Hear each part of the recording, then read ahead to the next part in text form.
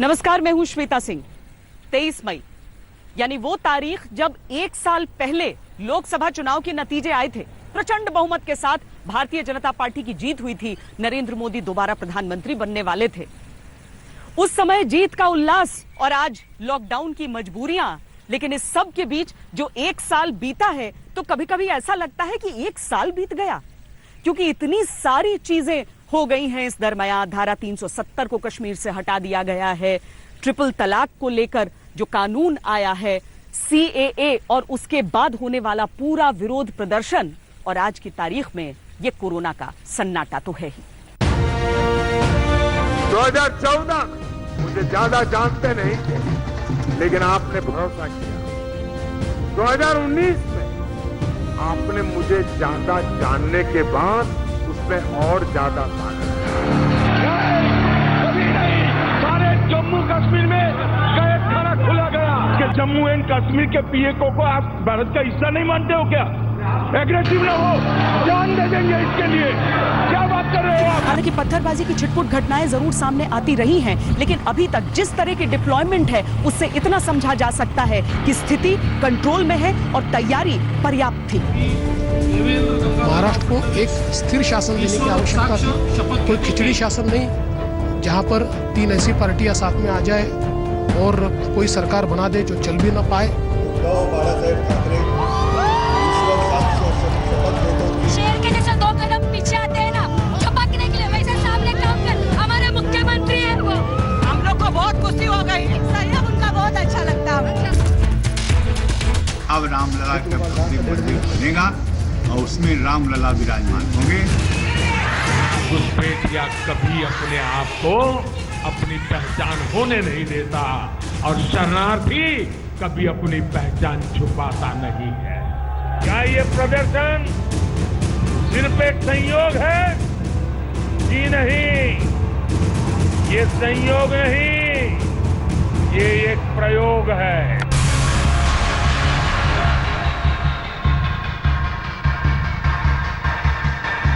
Corona काल में दुनिया बदली है, लिहाजा सियासत के रिवाज भी बदले हैं। लेकिन इस स्थिति तक आने से पहले जितने भी मील के पत्थर हैं, वो सब के सब अपनी जगह मौजूद हैं।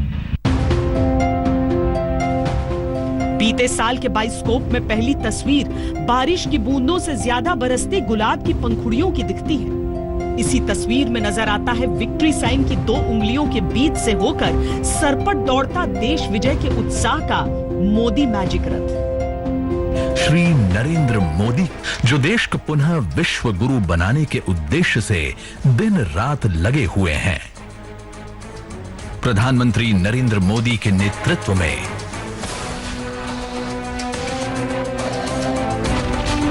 2014 में मुझे ज्यादा जानते नहीं थे, लेकिन आपने भरोसा किया। 2019 में आपने मुझे ज्यादा जानने के बाद उसमें और ज्यादा ताकत आई। ये विजय है भारतीय जनता पार्टी की मोदी सरकार, जिसने 2014 से लेकर 2019 तक जिन नीतियों के आधार पर काम किया, सबका साथ सबका विकास की नीति की विजय है। और ये विजय है प्रधानमंत्री नरेंद्र मोदी जी की लोकप्रियता की विजय है। धारा 370 का संकल्प मैं लेकर आया हूँ। आप कैसा कानून ला रहे हैं जिसके लिए आपको कर्फ्यू लगाना पड़ा है? कभी नहीं, सारे जम्मू कश्मीर में कैद खाना खुला गया। बाइस्कोप में थोड़ी देर और झांकते हैं तो संसद सदन से धारा 370 के हटने का ऐतिहासिक एक्शन दिखता है। एग्रेसिव होने की क्या बात कर रहे हो? राष्ट्रपति संसद की सिफारिश पर यह घोषणा करते हैं कि यह दिनांक जिस दिन भारत के राष्ट्रपति द्वारा इस घोषणा पर हस्ताक्षर किए जाएंगे और इसे सरकारी गैजेट में प्रकाशित किया जाएगा, उस दिन से अनुच्छेद 370 के सभी खंड लागू नहीं होंगे, सिवाय खंड 1 के नामक तदनुसार पढ़ा जाएगा। नागरिकता संशोधन कानून के समर्थन और विरोध का देशव्यापी रिएक्शन दिखता है। जो हिंदुस्तान की मिट्टी के मुसलमान हैं, जो हिंदुस्तान की मिट्टी के मुसलमान हैं, जिनके पुरखे मां भारती की संतान है, भाइयों बहनों, उन पर नागरिकता कानून और एनआरसी दोनों का कोई लेना देना नहीं है। राज्यों के चुनावी संग्राम में मन का मलाल दिखता है। दशकों का मंदिर मस्जिद विवाद खत्म होने पर देश का हर्षित मन दिखता है। पूरी दुनिया ये तो मानती ही है कि भारत दुनिया का सबसे बड़ा लोकतांत्रिक देश है। आज दुनिया ने ये भी जान लिया है कि भारत का लोकतंत्र कितना जीवंत है और कितना मजबूत है। हिंदू समाज लगभग 70 वर्षों के न्यायिक संघर्ष के बाद इस निर्णय की प्रतीक्षा कर रहा था। यह प्रतीक्षा पूर्ण हुई, सत्य की विजय हुई। तो बहरहाल कंक्लूजन यही है कि हम इस फैसले से पूरी तरह मुतमईन नहीं हैं, लेकिन मुल्क के आवाम से यही अपील करते हैं कि सुप्रीम कोर्ट का एहतराम करें, कानून का एहतराम करें और कानून का एहतराम करते हुए मुल्क में अमन व अमान और फिरकावाराना हम आहंगी बरकरार रखने को यकीनी बनाएं। कोरोना ने सब रोक दिया, लेकिन समय नहीं रुका। मोदी 2.0 के इसी एक साल के अंदर दूरियां ही नई नजदीकियां बन गईं। कभी बालकनियों से झांकते देश ने ताली और थाली बजाई, कभी उम्मीदों ने कोरोना महामारी से मुक्ति के चिराग जलाए। भारत ने आपदा में अवसर तलाशना भी शुरू किया। दुनिया को विश्वास होने लगा है कि भारत बहुत अच्छा कर सकता है, मानव जाति के कल्याण के लिए बहुत कुछ अच्छा दे सकता है। सवाल यह है कि आखिर कैसे? इस सवाल का भी उत्तर है 130 करोड़ देशवासियों का आत्मनिर्भर भारत का संकल्प। कोरोना ने कितना कुछ बदल दिया है, हमें भी बदल दिया है, हमारे जीवन को भी बदल दिया है।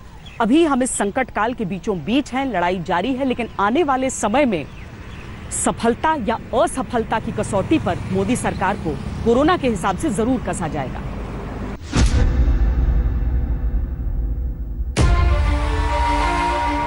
मोदी 2.0 की पहली वर्षगांठ पर संक्रमण से कितनी मौतें और उपचार से कितने जीवन की रक्षा के बीच देश कोरोना से चौथे राउंड की लड़ाई लड़ रहा है। राहत, रोजगार, कारोबार और आविष्कार के सहारे देश आत्मनिर्भरता के रास्ते पर चलने की कोशिश भी कर रहा है। लोग काम पर लौटने लगे हैं तो राजनीति भी समर्थन विरोध के काम पर पूरी तरह लौट आई है। आज भी विनती करता हूं, सरकार से विनती करता हूं कि आप कर्ज जरूर दीजिए, मगर भारत माता को अपने बच्चों के लिए साहूकार का काम नहीं करना चाहिए। भारत माता को अपने बच्चों को एकदम पैसा देना चाहिए, क्योंकि आज उनको पैसे की जरूरत है। दुख के साथ कह रही हूं इस बात को, आराम से बोल सकते हैं। उनके अपने स्टेट्स को क्यों नहीं बोलता है कांग्रेस पार्टी? क्योंकि कांग्रेस पार्टी बोलते हैं ये ड्रामाबाज हर दिन। मैं अभी उन्हीं के शब्दों को उपयोग करना चाहती हूं। ड्रामाबाज है माइग्रेंट को उनके रास्ते पे चलते हुए बगल में बैठ करके बातचीत करने का वो समय है क्या? वो ड्रामाबाज नहीं है क्या? पहली बार होली का त्योहार भी देश ने संभल कर मनाया था, क्योंकि तभी से कोरोना का संकट देश के माथे पर चिंता की लकीरें डालने लगा था। कोरोना दुनिया के लिए अदृश्य और अनजाना शत्रु बनकर आया और मोदी सरकार के लिए शायद अब तक का सबसे बड़ा इम्तिहान लेकर। आज हमें ये संकल्प लेना होगा कि हम स्वयं संक्रमित होने से बचेंगे और दूसरों को भी संक्रमित होने से बचाएंगे। साथियों, इस तरह की वैश्विक महामारी में एक ही मंत्र काम करता है, हम स्वस्थ तो जग स्वस्थ, हम स्वस्थ तो जग स्वस्थ। ऐसी स्थिति में जब इस बीमारी की कोई दवा नहीं है तो हमारा खुद का स्वस्थ बने रहना ये सबसे पहली आवश्यकता है। मसला सियासी होता तो सियासत से जवाब दे दिया जाता, लेकिन मामला तो पूरी की पूरी मानवता के संकट का था। 1.25 अरब की घनी आबादी वाला देश भारत, जहां जरा सी चूक का मतलब खौफनाक है। दूसरी तरफ पीपीई किट्स, मास्क और वेंटिलेटर्स जैसी मेडिकल सुविधाओं को लेकर देश को अपनी स्थिति का सही अंदाजा लगाना था। 24 मार्च 2020 प्रधानमंत्री मोदी ने संपूर्ण देश को लॉक करने का निर्णय लिया। हिंदुस्तान को बचाने के लिए, हिंदुस्तान के हर नागरिक को बचाने के लिए, आपको बचाने के लिए, आपके परिवार को बचाने के लिए घरों से बाहर निकलने पर पूरी तरह पाबंदी लगाई जा रही है। कोरोना महामारी के खिलाफ निर्णायक लड़ाई के लिए ये कदम अब बहुत आवश्यक है। किसी फ्रंटलाइन वॉरियर की तरह प्रधानमंत्री मोदी ने कमान संभाली, समय पर लॉकडाउन जैसा कठोर निर्णय लिया, पूरे देश को एकजुट करने के लिए कभी ताली थाली तो कभी दिए जलवाने का काम किया, दुनिया से संपर्क साधे रखा, हाइड्रोक्सीक्लोरोक्वीन जैसी दवाई 55 से ज्यादा देशों तक पहुंचाकर मानवता के सिद्धांत को मजबूत किया, राज्यों के मुख्यमंत्रियों से 5 बार मीटिंग्स करके सुझाव और जानकारियां जुटाई, जिनके माध्यम से केंद्र ने कोरोना से लड़ाई की रणनीति बनाई। रोज की 200 कॉल्स करके देश भर में डॉक्टरों, नर्सों से बात की, उनका हौसला बढ़ाया, रेडियो पर मन की बात के साथ भी लोगों से जुड़े रहे। लॉकडाउन ने अर्थव्यवस्था के पहिए रोके तो पलायन और गरीबी के साथ रोजी रोटी का संकट भी खड़ा हुआ। सरकार ने उसके लिए पहले चरण के लॉकडाउन के तुरंत बाद 1,70,000 करोड़ का राहत पैकेज दिया, जिसमें गरीब किसान मजदूरों को खाते में सीधी रकम के अलावा गैस कनेक्शन और अनाज जैसी राहत दी गई। लॉकडाउन के चौथे चरण से पहले 20 लाख करोड़ के पैकेज के साथ आपदा को अवसर में बदलने वाला आत्मनिर्भरता का मंत्र भी दिया। जब कोरोना संकट शुरू हुआ तब भारत में एक भी पीपीई किट नहीं बनती थी। N95 मास्क का भारत में नाम मात्र उत्पादन होता था। आज स्थिति ये है कि भारत में ही हर रोज 2 लाख पीपीई और 2 लाख N95 मास्क बनाए जा रहे हैं। ये हम इसलिए कर पाए क्योंकि भारत ने आपदा को अवसर में बदल दिया। मजदूरों के पलायन और आर्थिक पैकेज की राहतों के अलावा तमाम मुद्दों पर समय समय पर होने वाली राजनीतिक रस्साकशी भी मोदी 2.0 के 1 साल के हिस्से में खूब आएगी। जब तक हम इस राजनीतिक उलझन में पड़े रहे हैं ना, जब तक आप अजीब अजीब से बयान दे रहे हैं और तमाम इश्यूज उठा रहे हैं, तब तक हम कम से कम 92,000 लोगों को घर पहुंचा सकते थे। हम अपनी चिंता कर रहे हैं, 1,000 ट्रेन हमने उत्तर प्रदेश के लिए ली है, ये हमारी चिंता है, हम कर रहे हैं। आप हमारे काम में बाधा डालने के लिए इस प्रकार का नाटकबाजी, इस प्रकार के स्टंट करेंगे तो ये उचित नहीं है। अब जरा वक्त की धारा को उल्टा बहाते हैं और देखते हैं, आकलन करते हैं कि मोदी 2.0 के पहले साल में क्या क्या हुआ।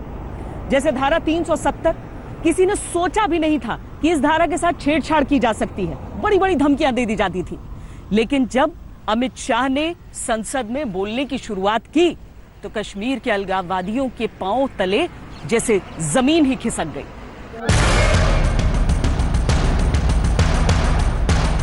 ऑलरेडी जम्मू कश्मीर जो है एक बारूद के ढेर पे बैठा हुआ है, जिसकी हमने एक झलक पुलवामा में देखी। अगर इस किस्म के जो उनके इंटेंशंस हैं, जो उनके इरादे हैं, उनसे वो बाज नहीं आती तो जम्मू कश्मीर न सिर्फ जम्मू कश्मीर को, न सिर्फ मुल्क को, बल्कि पूरे खित्ते को जला के राख कर देगा। तो इसलिए मेरी वार्निंग है बीजेपी वालों को कि आप आग के साथ खेलना बंद कर दो। राष्ट्रपति संसद की सिफारिश पर यह घोषणा करते हैं कि यह दिनांक जिस दिन भारत के राष्ट्रपति द्वारा इस घोषणा पर हस्ताक्षर किए जाएंगे और इसे सरकारी गैजेट में प्रकाशित किया जाएगा, उस दिन से अनुच्छेद 370 के सभी खंड लागू नहीं होंगे, सिवाय खंड 1 के नामक तदनुसार पढ़ा जाएगा। मोदी 2.0 के एक साल के वर्णन में 5 अगस्त 2019 की तारीख का जिक्र हमेशा प्रमुखता से होता रहेगा, क्योंकि इस दिन जम्मू कश्मीर धारा 370 की भेदभाव वाली बेड़ियों से आजाद होकर सच्चे मायने में भारत का अभिन्न अंग बना, वो भी बिना एक भी गोली चलाए। 5 अगस्त के दिन जब संसद हुई और प्रधानमंत्री जी ने सुबह कैबिनेट में फैसला लिया कि इस देश अब 370 और 35 से मुक्ति चाहता है, अखंड भारत का स्वप्न हम पूरा करना चाहते हैं और आज इससे भी हम मुक्ति पाते हैं। धारा 370 हटना तो खैर अपने आप में अभूतपूर्व था ही, उससे भी ज्यादा स्थिति को जिस तरह संभाला गया वो अकल्पनीय था। सबके मन में बस एक सुगबुगाहट रही कि कुछ बड़ा होने वाला है, लेकिन क्या, वो किसी को पता नहीं लगने दिया गया। 5 अगस्त 2019 से एक सप्ताह पहले तक जम्मू कश्मीर के चप्पे चप्पे को सुरक्षा बलों के हवाले कर दिया गया। भड़काऊ राजनीति के नेताओं को नजरबंद कर दिया गया। कट्टरपंथी और अलगाववादी या तो जेल पहुंच चुके थे या घरों में कैद थे। कि दुनिया के किसी भी कोने में कितना भी बुद्धिमान आदमी हो, कितना भी अक्लमंद आदमी हो, उसने कभी, और कश्मीर में कितना भी एक्सपर्ट, कई एक्सपर्ट्स हैं कश्मीर में हिंदुस्तान से ज्यादा विदेशी मुल्कों में, शायद उनमें से किसी ने यह अंदाजा नहीं लगाया होगा कि इन 4-5 चीजों में से एक नहीं, 4 की 4 चीजें एक ही ऑर्डर में यहां माननीय गृह मंत्री जी पढ़ेंगे और उसी दिन सदन में लाएंगे और उसी दिन चर्चा भी होगी, उसी दिन पास भी करेंगे।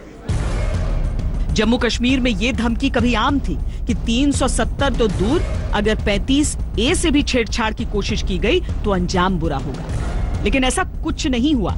लॉकडाउन की स्थिति वहां भी लागू है, लेकिन उससे पहले की तस्वीरें बदलते जम्मू कश्मीर की निशानी है। पाबंदियां भी हटी, लोगों के दिल भी खुले। नहीं, ऐसा तो नहीं है कि रेजिस्टेंस नहीं था। It was a shocker for everybody. पहले 370 हटा, 35 से हटा, उसके बाद जो क्या कहते हैं हम, जो स्टेट को यूनियन टेरिटरी में तब्दील किया गया, ये डेफिनेटली एक शॉकर था। धीरे धीरे नाउ लोग जो है इस चीज़ को एक्सेप्ट कर रहे हैं। तो नाउ लोग जो है अभी चाहते हैं कि जिन कमिटमेंट से जो श्री अमित शाह जी हमारे ऑनरेबल होम मिनिस्टर है, जो उन्होंने पार्लियामेंट में कहा था कि एम्प्लॉयमेंट जनरेट करेंगे, जेंडर इनइक्वालिटी है वो खत्म हो जाएगी, या नेशनल इंटीग्रेशन है। इंटीग्रेशन तो पहले सी थी यहाँ पे, ऐसा कुछ नहीं था। Jammu Kashmir was part of India and it will remain, इसमें कोई शक नहीं है, दिस अ फैक्ट। तो लेकिन जो उस वक्त वादे किए, now they should come on ground. Absolutely, जैसा कि इन्होंने बोला कि that after the abrogation of article 370, पहले लगा था कि that something has taken from us, but जब धीरे धीरे हालात पटरी पे आ गए तो जो रियलिटी हमें पता चली कि that article 370 and article 35 it was nothing, it was only for the, it was only कुछ लोगों के लिए political manifesto for some politicians and some I can say that Hurriyat peoples also. 370 हट चुका है, तो अब दिल्ली सरकार क्या दिल से जम्मू कश्मीर के लोगों की तामीर तरक्की के लिए जो रुकावट, वो बोलते थे कि भाई जो पिछली मेन स्ट्रीम पार्टियां थी जो इलेक्शन लड़ रही थी, उनकी वजह से यहाँ पर तामीर तरक्की नहीं हुई, मानते हम कि नहीं हुई। अब दिल्ली ने जब 35 और दफा 370 हट गया है, तो हम देखते हैं कि अब किस तरह का वो तामीर तरक्की का दौर यहाँ जम्मू कश्मीर में चलाते हैं। हमारे बिजली, पानी, रोड, या हमारी यूथ जो यहाँ पे बेरोजगार है, उसको किस तरह आगे ले जाते हैं। वो सबसे बड़ा हमारे लोगों के दिल जीतने का और हमारे लोगों को साथ मिलाने का मुझे लगता है सबसे बड़ा अवसर ये दिल्ली सरकार तक है कि वो क्या करती है, वो खुलूस से बात करती है या वो बातों से बात करती है। क्या बनना है बड़े हो? इंजीनियर। आपको? डॉक्टर। मोदी 2.0 का एक साल पूरा होते होते कश्मीर की चर्चा अब पाक अधिकृत कश्मीर तक पहुंच चुकी है, गिलगिट बल्टिस्तान तक पहुंच चुकी है।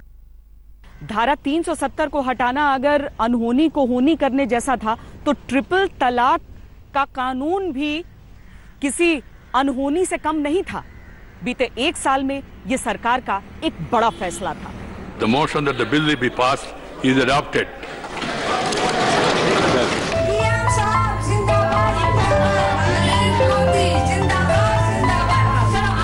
हमारी मुस्लिम बेटियां, हमारी बहनें,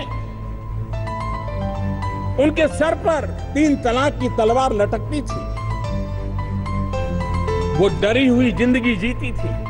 अगर इस देश में हम सती प्रथा को खत्म कर सकते हैं, हम भ्रूण हत्या को खत्म करने के कानून बना सकते हैं, अगर हम बाल विवाह के खिलाफ आवाज उठा सकते हैं, हम दहेज में लेन देन की प्रथा के खिलाफ कठोर कदम उठा सकते हैं, तो क्यों ना हम 3 तलाक के खिलाफ भी आवाज उठाएं। इसलिए हमने इस महत्वपूर्ण निर्णय को किया। कितना सामाजिक सुधार, कितना महिला सशक्तिकरण और कितनी राजनीति, इसकी व्याख्या समय समय पर कई वर्षों तक होती रहेगी। लेकिन मोदी 2.0 के 1 साल के सफर के नजरिए से देखा जाए तो 3 तलाक प्रथा का खत्म होना मील के पत्थर जैसा दिखता है। अच्छी है। आपकी होते अगर मैं खराब हो गई तो जिंदगी बेकार। अरे वाह, क्या बात, जियो और जीने, क्या बात है। आज उसकी शुरुआत हो गई है। कैसी हो? तुम्हारी मेहनत के लिए खुशामदीद। धन्यवाद। थोड़ा सा मेहनत तो आपकी थी सब।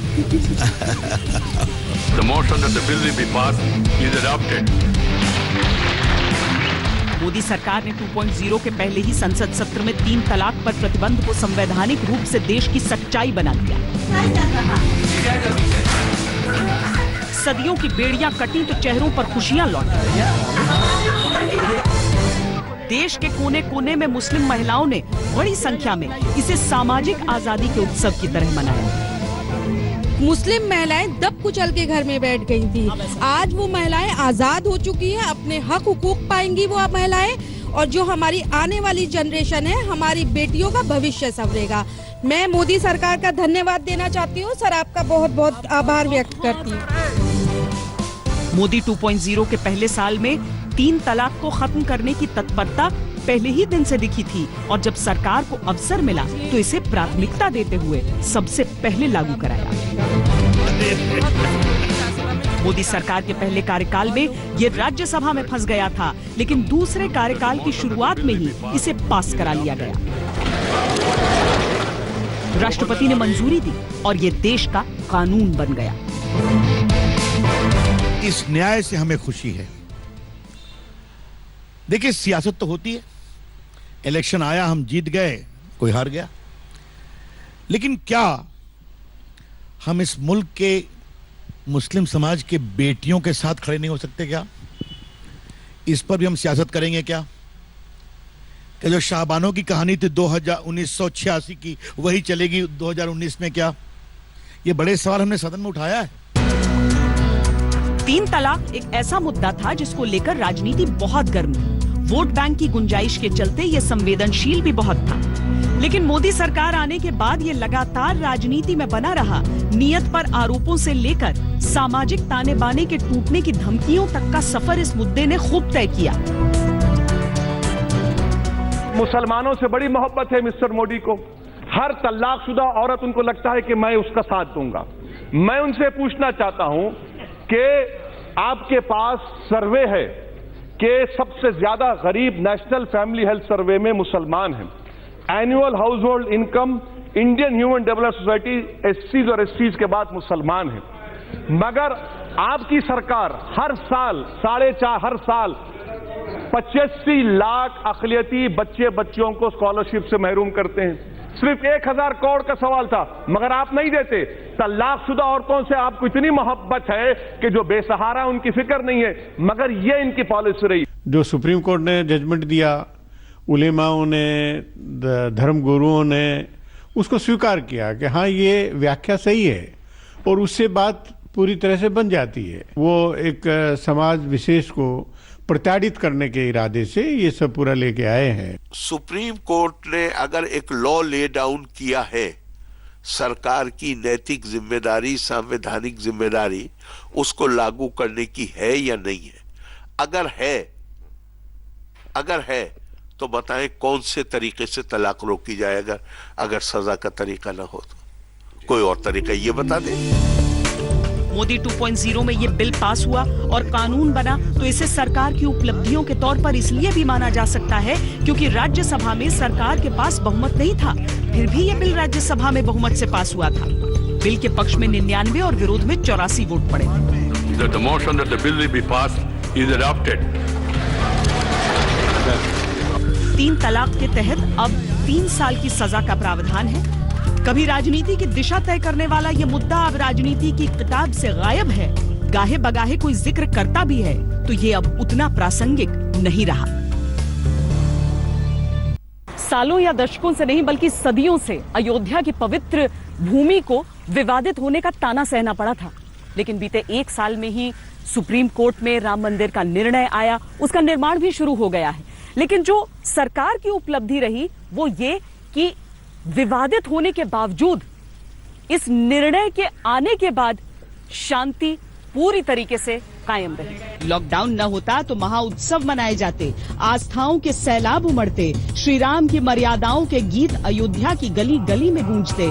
लेकिन मर्यादा पुरुषोत्तम श्री राम का मंदिर जब सदियों तक विवाद की कटीली बाड़ों का उल्लंघन नहीं करता तो अब लॉकडाउन की मर्यादाओं का भी पालन कर रहा है।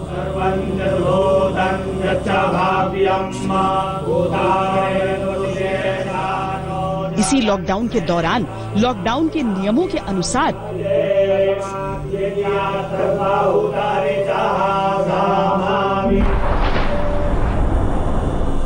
टेंट से निकालकर श्री राम लला को अस्थायी भवन में विराजमान किया जा चुका है। भगवान को वहां से ले जा करके नए भवन में स्थापित किया गया। वहां वैदिक विधान से बड़े बहुत ही विधान से पूजा किया गया और ये पूजा अर्चना चलता रहेगा। भगवान के मंदिर के निर्माण का पहला चरण पूर्ण हो गया। अब गर्भगृह के स्थान पर जो बैरिकेडिंग है वो हटेगी। ये दूसरा चरण होगा शुरू, लेवलिंग होगा। ये दूसरा चरण शुरू होने के बाद तब तीसरे चरण पर आएंगे।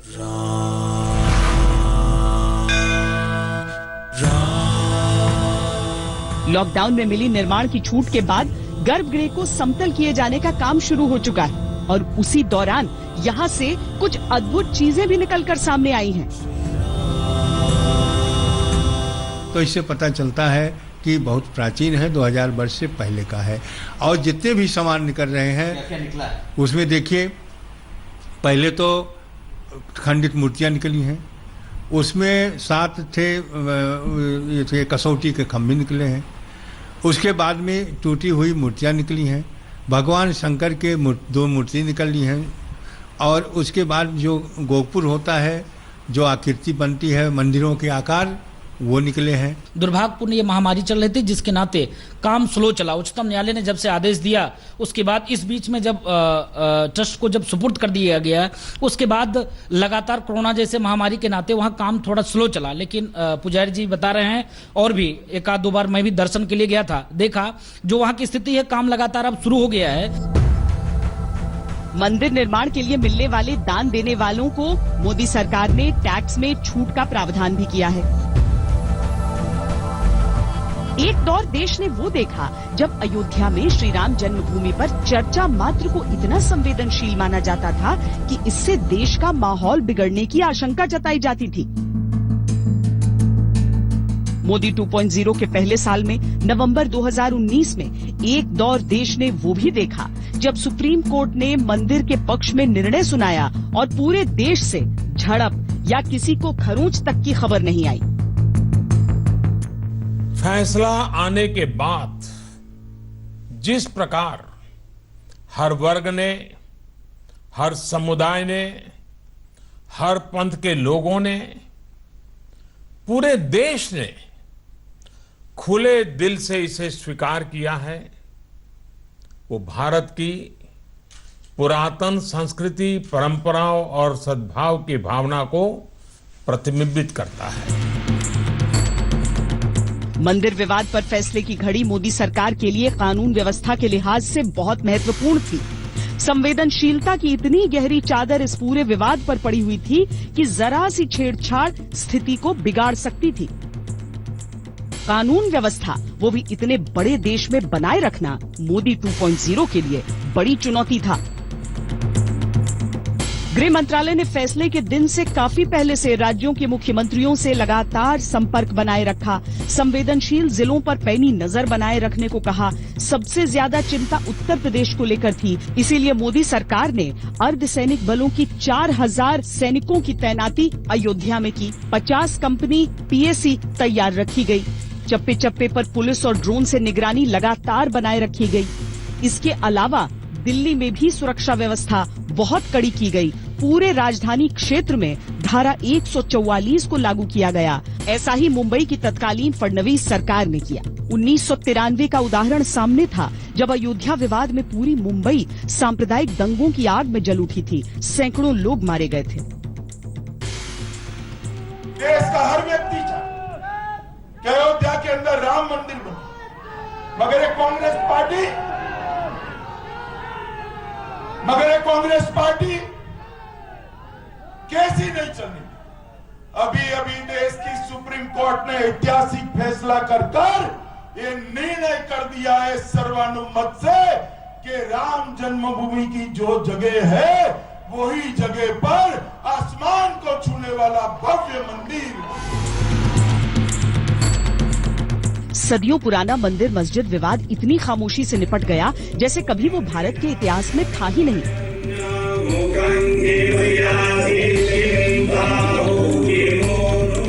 मोदी 2.0 में इस बात को हमेशा वरीयता दी जाएगी कि कानून व्यवस्था का संकट उत्पन्न हुए बिना इतना बड़ा मुद्दा इतनी आसानी से गुजर गया। धारा 370 के फैसले के बाद घाटी शांत रही। जब राम मंदिर का निर्णय आया उसके बाद भी हर तरफ शांति रही। लेकिन इसी संसद में जब नागरिकता संशोधन को लाया गया उसके बाद से ही हर तरफ तीखे विरोध की तस्वीरें ही देखी गई। मोदी 2.0 के 1 साल का कैलेंडर पलटा जाएगा तो नागरिकता कानून संशोधन को लेकर हिंसक विरोध प्रदर्शन, राजनीति के चौसर पर चले गए दांवपेच और सरकार की इच्छा शक्ति का उल्लेख जरूर होगा।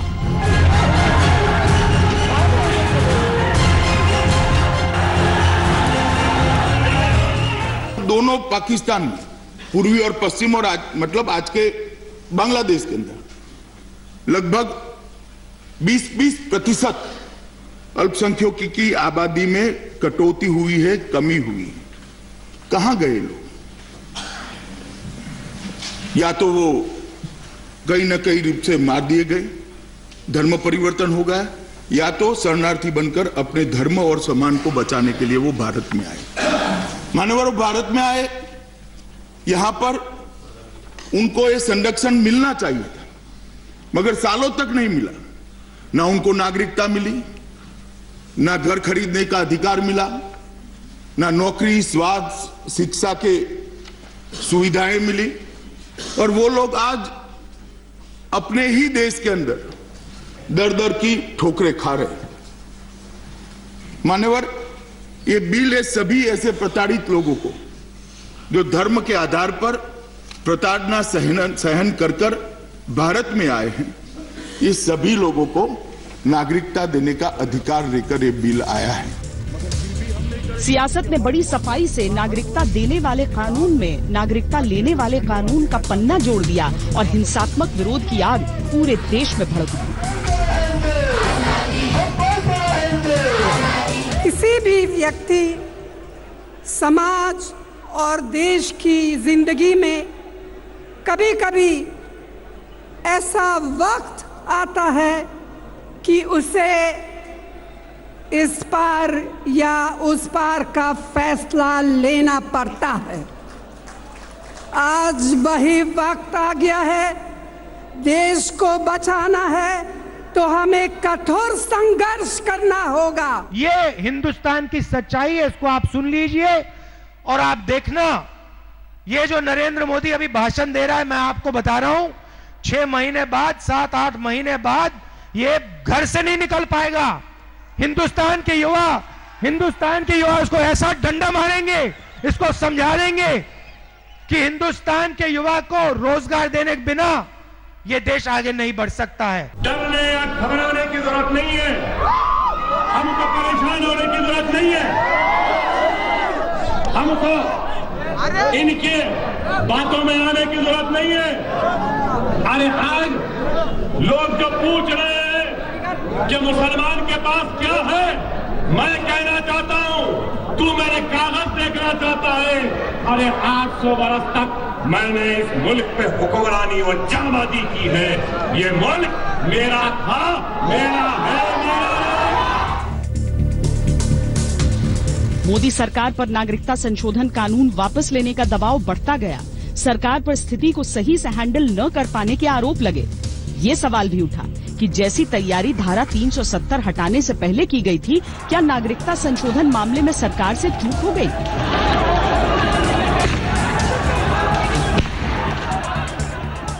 दिल्ली के अंदर विश्वविद्यालयों में हिंसा को लेकर पुलिस की भूमिका को भी कटघरे में लाया गया। सरकार को बार बार कानून पर अपना पक्ष स्पष्ट करना पड़ा।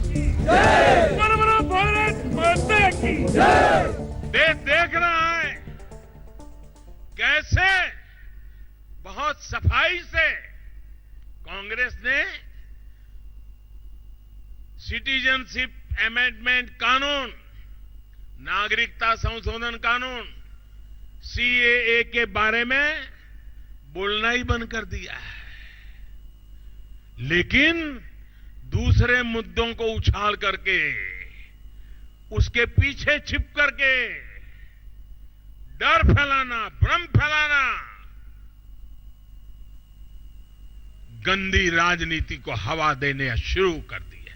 एक गैर जिम्मेदार विपक्ष के रूप में कांग्रेस आज जिस प्रकार का आचरण कर रहा है वो सचमुच एक निंदनीय आचरण कांग्रेस का, सपा का, अन्य विपक्षी दलों का जो आचरण है बहुत ही निंदनीय आचरण है, गैर जिम्मेदाराना रवैया है लोकतंत्र के प्रति, अपने नागरिक कर्तव्यों के प्रति।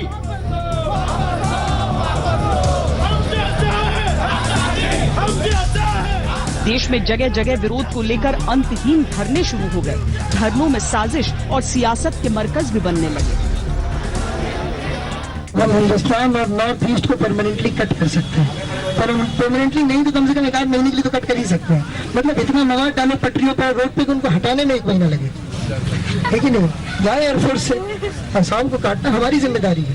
असम और इंडिया कट के अलग हो जाए, तभी ये हमारी बात सुनेंगे। असम में जो मुसलमानों का हाल है आपको पता है, CAA नाफिज हो चुका है, वहाँ डिटेंशन कैंप में लोग डाले जा रहे हैं, है ना। और वहाँ तो खैर कत्लेआम चल रहे हैं, 6-8 महीने पता चलेगा सारे बंगालियों को मार दिया गया, हिंदू हो या मुसलमान। जब आपके घर में आएंगे NPR लेके, जब आपको अपना नाम पूछेंगे, आपको दूसरा नाम दे दो, हम लोग 5 नाम तय करते हैं, रंगा बिल्ला या कुंफू रखो, 7 रेस कोर्स रोड एड्रेस दे दो और 1 फोन नंबर तय कर लेते हैं हम। लेकिन बहुत सारा सबवर्जन को करना पड़ेगा हमें। सिर्फ लाठी खाने और गोली खाने के लिए नहीं पैदा हुए हैं, और भी सोच के करना पड़ेगा। लेकिन मोदी सरकार ने हर बढ़ते विरोध के साथ नागरिकता संशोधन कानून पर अपना कदम आगे बढ़ाए रखा। राष्ट्रपति की मंजूरी के बाद यह देश का कानून बन चुका है। सरकार ने स्पष्ट कर दिया कि कानून नहीं हटाया जाएगा, उल्टे 2020-21 के बजट में नागरिकता कानून को लागू कराने के लिए राज्य सरकारों को 4 गुना ज्यादा बजट भी आवंटित कर दिया। इस बजट के तहत राज्य सरकारों को अवैध प्रवासियों की पहचान, डिटेंशन सेंटर और फॉरेनर्स ट्राइब्यूनल के गठन का निर्देश दिया गया है। जो इस देश के मुसलमान है, इसके लिए इस देश के अंदर कोई चर्चा का, कोई चिंता का सवाल ही नहीं है। वो नागरिक है, रहेंगे, उनको कोई प्रताड़ित नहीं। मगर आप चिंता किसकी कर रहे हो? किसकी चिंता कर रहे हो? पाकिस्तान से? क्या आप चाहते हो कि पाकिस्तान से भी जो मुसलमान यहां है इसको भी हम नागरिक बना दे? बांग्लादेश से जो मुसलमान आए इसको भी नागरिक बना दे?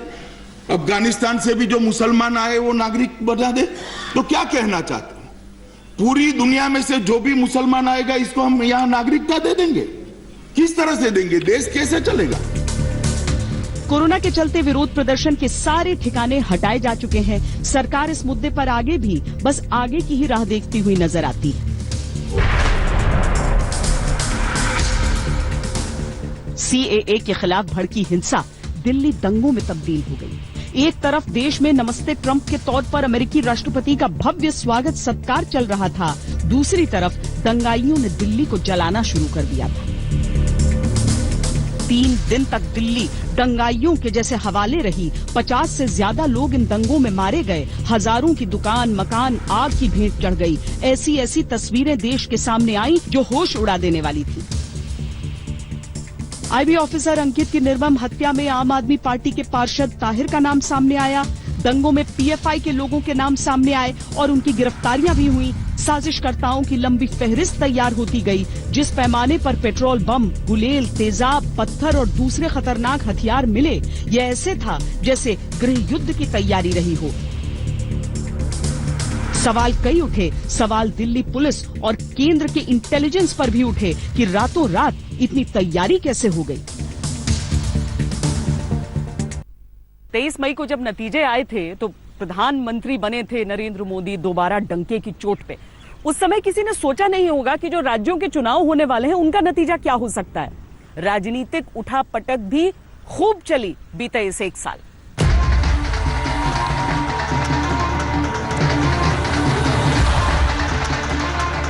2019 के आम चुनाव में ब्रांड मोदी ने जिस तरह विजय का परचम लहराया, वो लहर नहीं सुनामी थी।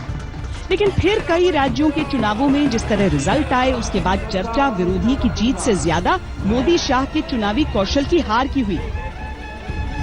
ये परिणाम मोदी 2.0 के 1 साल के कैलेंडर में दर्ज रहेंगे। महाराष्ट्र की उठापटक का जिक्र जरूर आएगा।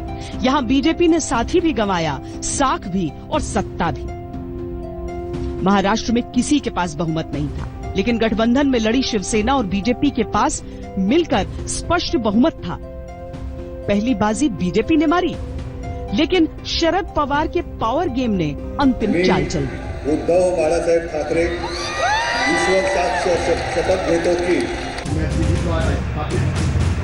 भारत के संविधान के प्रति। महाराष्ट्र की भरपाई ऐसा लगा मध्य प्रदेश में की गई। मोदी 2.0 के 1 साल के पूरा होते होते मध्य प्रदेश फिर से हाथों में आ गया। महज 15 महीनों के अंदर मध्य प्रदेश में शिवराज के राज की वापसी हो गई। ज्योतिरादित्य सिंधिया का बीजेपी ज्वाइन करने से ज्यादा कांग्रेस छोड़ देना मोदी 2.0 का बड़ा मास्टर स्ट्रोक रहा। कोई और दिन रहे होते तो सियासत ही मोदी सरकार के साल पूरा होने तक कई रंग दिखा चुकी होती। बिहार बंगाल के चुनावों ने न जाने अब तक कितने रूप बदल लिए होते। 23 मई पिछले साल कुछ बारिश की बूंदें भी थी, कुछ फूलों की पंखुड़ियों की बारिश भी थी। लेकिन इस साल ये तारीख आई है कोरोना के खिलाफ एक लड़ाई के बीचों बीच।